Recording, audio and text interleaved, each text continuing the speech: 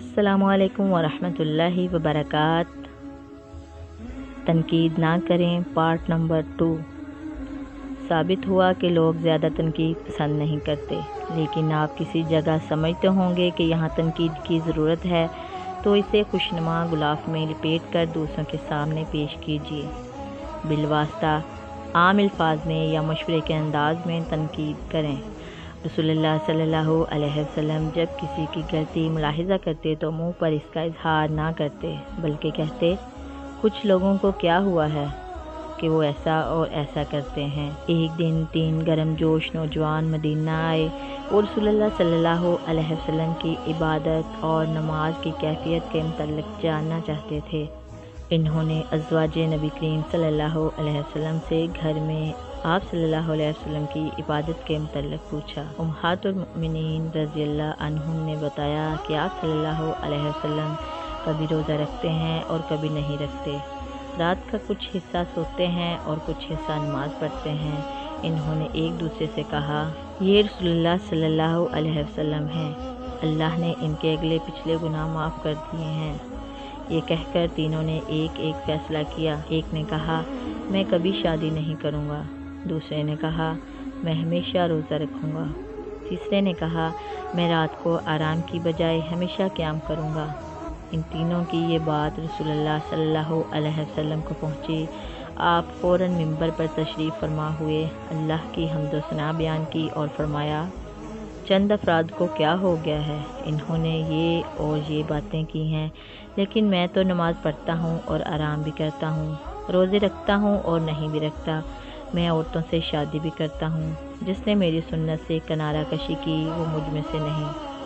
ایک اور موقع پر نبی کریم صلی اللہ علیہ وسلم نے محسوس کیا کہ بعض نمازی دوران نماز آسمان کی طرف دیکھتے ہیں۔ یہ غلطی تھی، کیونکہ قاعدہ یہ ہے کہ نماز کے دوران سجدہ گاہ پر نظر رکھی جائے۔ آپ صلی اللہ علیہ وسلم نے فرمایا، چند لوگوں کو کیا مشکل ہے کہ وہ نماز کے دوران آسمان کی طرف دیکھتے ہیں۔ اس پر بھی لوگ باز نہ آئے تو آپ نے ان کے نام لے کر توجہ دلانے کی بجائے صرف اتنا کہا، یہ لوگ اس کام سے باز آ جائیں ورنہ ان کی نگاہیں اچک لی جائیں گی۔ مدینہ میں ایک لونڈی بریرہ تھی جو آزاد ہونا چاہتی تھی۔ اس نے اپنے آقا سے اس کے بارے میں بات کی۔ آقا نے کچھ رقم ادا کرنے کی شرط لگائی۔ بریرہ عائشہ رضی اللہ عنہا کے پاس آئی اور ان سے اس سلسلے میں مدد کی طالب ہوئیں۔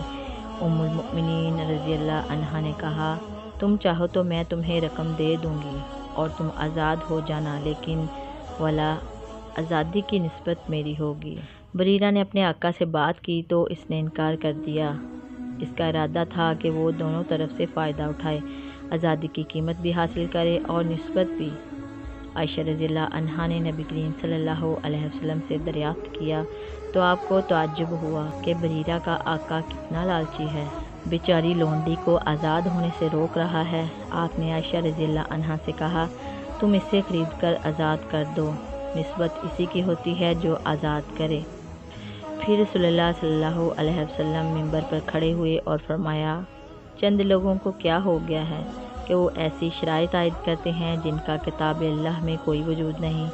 جس نے ایسی شرط عائد کی جو کتاب اللہ میں نہیں، اسے کچھ نہیں ملے گا، چاہے وہ 100 شرطیں لگاتا پھرے۔